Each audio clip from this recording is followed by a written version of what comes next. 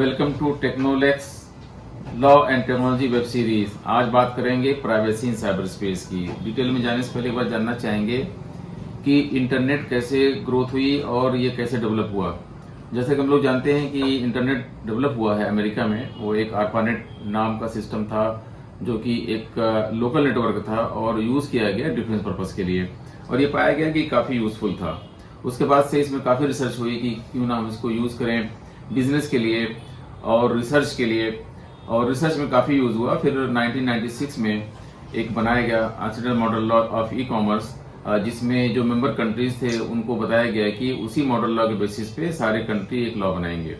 Accordingly India ने अपना law बनाया 2000 में, और जो 17 अक्टूबर 2000 को आईटी एक्ट के नाम से इन्फोर्स हुआ। फिर बाद में 2009 में इसमें अमेंडमेंट हुआ और 17 अमेंडमेंट हुए जो कि बाद में इन्फोर्स हुए। जो उसमें प्रॉब्लम थी क्योंकि ये जो लॉ बना था वो एक इनेबलिंग एक्ट था। इसी के साथ साथ हम देखेंगे कि जो पैरेलल ग्रोथ हुई है वो हुई है मोबाइल टेक्नोलॉजी में, क्योंकि 1G फोन आया था वो 1980 में, बाद में 2G आया 1990 में, 3G आया 2000 में, 4G आया 2010 में और 5G आया है 2020 में। 1G मोबाइल जो था उसमें एनालॉग मोबाइल था और बहुत बेसिक मोबाइल था। 2G में मोबाइल डेटा सर्विसेज स्टार्ट हुई, उसमें एसएमएस टेक्सटिंग और डिजिटल वॉइस आ गई। और 3G मोबाइल में वीडियो कॉलिंग शुरू हो गई 2000 में, जिससे काफ़ी फायदा हुआ। वीडियो कॉल होने से काफ़ी डेटा फ्लो शुरू हो गया और डेटा कंजम्पशन बढ़ गया। बाद में 4G मोबाइल जो लॉन्च हुआ है इंडिया में वो 2012 में लॉन्च हुआ है, जिसमें फास्ट डेटा ट्रांसफर शुरू हो गया, हाई डिफिनेशन वीडियो आना शुरू हो गई। तो रियल जो कंजम्पशन स्टार्ट हुआ वो 2012 में शुरू हुआ है because of 4G mobile phone. And उसके बाद से India has become one of the highest data consumer, क्योंकि जब वो वीडियो प्ले होती है तो काफ़ी डेटा कंज्यूम करती है। सो इसीलिए इंडिया में बहुत ज़्यादा लोग वीडियो प्ले करते हैं और बहुत ज़्यादा डेटा फ्लो हो रहा है। 2020 में जो 5G फोन आया उसकी वजह से काफ़ी चीज़ें आसान हो गई और वीडियो ट्रांजिशन फास्ट हो गया। और फिर हम ऑगमेंटेड रियलिटी, वर्चुअल रियलिटी और ऑटोनोमस कार्स कंसेप्ट आ गया, क्योंकि 5G में डेटा फ्लो 2 साइड से होता है, इसलिए हम कर सकते हैं, ऑटोनोमस कार चला सकते हैं। और प्लस IoT बिल्डिंगों में आना शुरू हो गई। जो एक स्मार्ट बिल्डिंग होती है उसमें एक कंपनी जो स्मार्ट होती है उसमें IoT होता है। IoT को कहते हैं इंटरनेट ऑफ थिंग्स, जिसमें डाटा ऑटोमेटिक कंज्यूम होता है और चीज़ें ऑटोमेटिक ऑपरेट होती हैं। ये सब चीज़ों की वजह से डेटा का काफ़ी इंपॉर्टेंस बढ़ गया है और डेटा काफ़ी स्टोर हो रहा है, कंज्यूम हो रहा है। उसकी वजह से उसके चैलेंजेस भी आ रहे हैं कि उस डेटा को कैसे प्रोसेस किया जाएगा, कैसे उसको स्टोर किया जाए, कैसे सिक्योर किया जाएगा, क्योंकि उसमें because of the importance of data काफ़ी डेटा ब्रोकर्स भी आ गए हैं और डेटा को ब्रोकिंग एज ए बिजनेस बना लिया लोगों ने। उसी के साथ हम देख रहे हैं कि बिकॉज ऑफ इंटरनेट काफ़ी चीज़ें शिफ्ट हो रही हैं ट्रेडिशनल मीडियम से इंटरनेट मीडियम में, और क्योंकि काफ़ी चीज़ें आसान होती हैं इंटरनेट में, फास्ट होती हैं, चीप होती हैं, तो सारी चीज़ें इंटरनेट में शिफ्ट हो रही हैं। एक रिपोर्ट है द हिंदू की 4 मई 2023 को, उसके हिसाब से जो डेटा यूज़र हैं बहुत फास्ट बढ़ रहे हैं और साइबर स्पेस के यूज़र भी फास्ट बढ़ रहे हैं। उसके हिसाब से 76 करोड़ इंटरनेट सब्सक्राइबर हैं इंडिया में, जिसमें से 72.5 करोड़ लोग जो नेट यूज़ कर रहे हैं वो वायरलेस से यूज़ कर रहे हैं और 3.5 करोड़ लोग वायर्ड नेटवर्क यूज़ कर रहे हैं। जो लोग यूज़ करते हैं wifi wireless internet public places पे, उसमें डेटा का स्पाइनेज, डेटा का लीकेज होना और साइबर क्राइम होने का चांस ज़्यादा रहता है, क्योंकि पब्लिक स्पेस है, उसमें आराम से कोई आपके सिस्टम में जा करके डेटा को लीक कर सकता है। इसीलिए अगर आप पब्लिक प्लेस पे हो और पब्लिक वाईफाई यूज़ कर रहे हो तो कभी भी कोई सेंसिटिव जो ट्रांजैक्शन है, बैंकिंग ट्रांजैक्शन है या कोई पर्सनल ट्रांजैक्शन है, उसमें इन्वॉल्व ना हो। अगर ऐसा करना हो तो अपना वायर्ड कनेक्शन या अपना पर्सनल मोबाइल में जो डेटा होता है वहाँ से यूज़ करना चाहिए। आज की डेट में अगर देखा जाए तो जो डेंसिटी है इंडिया में इंटरनेट की वो 50% क्रॉस कर चुकी है और बहुत तेज़ी से बढ़ रही है। द हिंदू की रिपोर्ट के हिसाब से ये 2025 में 90 करोड़ क्रॉस कर जाएगी, जिसमें जो एक्सपेंशन हो रहा है वो ज़्यादातर गांव में हो रहा है, विलेजेस में हो रहा है, और 56% जो ग्रोथ होनी है वो रूरल एरिया में होने वाली है 2025 तक। एक और रिपोर्ट है जो वो telecomtv.com की है, बाई रे ली मैस्ट्रे की। उसके हिसाब से जो पॉपुलेशन इंडिया की है वो 143 करोड़ हो चुकी है बाई अक्टूबर 2023, और जो मोबाइल डेंसिटी है वो है 82.54%। जिसकी वजह से क्या है कि कुछ लोग ऐसे हैं कि जिन्होंने के पास दो दो तीन तीन कनेक्शन है, तो कनेक्शन की जो तादाद है वो 115 करोड़ है इंडिया में, और इसी की वजह से बहुत ज़्यादा यूज़ हो रहा है मोबाइल फ़ोन का। और देखा जाए तो रियल सेंस में जो बहुत फास्ट ग्रोथ आई है वो जो सितंबर 2016 में जियो 4G जो लॉन्च हुआ उसकी वजह से काफ़ी ग्रोथ हुई। सो देखा जाए तो जो डेटा का इशू है उसमें क्योंकि डेटा कलेक्शन हर जगह हो रहा है, सारी चीज़ें ऑनलाइन होने से, ई कॉमर्स होने से, एम कॉमर्स होने से, ऑनलाइन बैंकिंग होने से, और ऑनलाइन एजुकेशन, ऑनलाइन हॉस्पिटल दी ट्रीटमेंट्स वगैरह से डेटा का कलेक्शन और स्टोरेज बहुत जगह हो रहा है। सो इसकी वजह से भी बहुत बड़ा इशू ये है कि वो डेटा को कैसे ग्लोबली इसको कंट्रोल किया जाए, कैसे इसको रेगुलेट किया जाए। और जैसे बताया मैंने कि काफ़ी इसी की वजह से, क्योंकि ग्लोबल इशू है और काफ़ी डेटा ब्रोकिंग हो रही है। बहुत बार सुनते हैं हम लोग कि काफ़ी क्रेडिट कार्ड डेटा है या किसी कंपनी का डेटा है लीक हो जाता है। सो उससे बचने के लिए ग्लोबल लेवल पे काफ़ी लॉज भी बन चुके हैं और बन भी रहे हैं। अगर देखा जाए तो 1996 में अमेरिका में हिपा लॉ आया था, जो health insurance portability and accountability act था।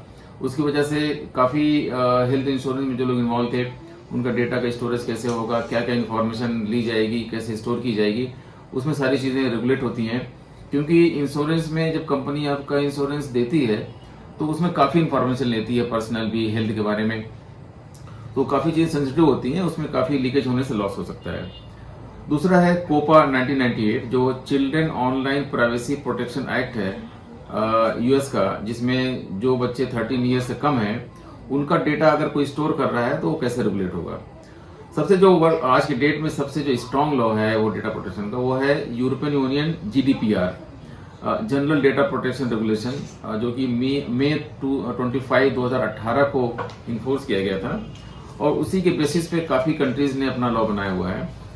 और अभी अमेरिका में काफ़ी कोशिश चल रही है एक अच्छा लॉ बनाने के लिए, जिसमें national cyber security strategy, this is principle of privacy and security for the production and deployment of artificial intelligence 2020 में ये बन गया था, और 2023 में इसको इम्प्लीमेंट किया गया था। एक पॉलिसी है कि अभी यू नो दैट कि अभी काफ़ी हम लोग AI का यूज़ कर रहे हैं, काफ़ी कंपनी यूज़ कर रही हैं, काफ़ी पर्पस के लिए AI बहुत तेज़ी से चीज़ों में इन्वॉल्व हो रहा है। तो अगर AI का यूज़ किया जाए, AI का प्रोटेक्शन के लिए, AI के यूज़ के लिए उसकी स्ट्रेटजी क्या होगी, पॉलिसी क्या होगी, अमेरिका ने ऑलरेडी एक बनाया हुआ है स्ट्रेटजी। और दूसरा एक लॉ देखा जाए तो बहुत तेज़ी से जो अभी प्रोसेस में है वो यूएस में, क्योंकि यूएस में सारे स्टेट्स अपना प्राइवेसी लॉ बनाए हुए हैं, लेकिन एक कोई यूएस लेवल पे कोई कंप्रिहेंसिव डेटा प्रोटेक्शन लॉ की ज़रूरत है। उसमें ऑलरेडी गवर्नमेंट बहुत तेज़ी से काम कर रही है। अगर इंडिया में देखा जाए तो इंडिया में बहुत तेज़ी से जो डेवलपमेंट हुआ है वो हुआ है after the justice Puttaswamy case के बाद। 2017 में injustice case Puttaswamy versus union of India, जो कि 26 सितंबर 2017 को ये जजमेंट आया था, और ये इसका जो रिपोर्ट हुआ है वो 10 SCC 1 पे है। और इसमें ये हुआ कि कोर्ट ने बहुत क्लियरली बोल दिया, सुप्रीम कोर्ट ऑफ इंडिया ने, कि right to privacy the fundamental right.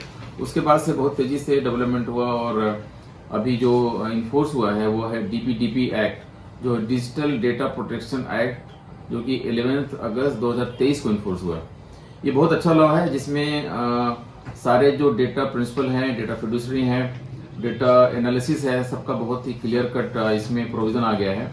तो अब कोई भी अगर डेटा कलेक्शन करता है तो डेटा कलेक्शन करने से पहले जो डेटा प्रिंसिपल है उसका कंसर्न लेना बहुत ज़रूरी है।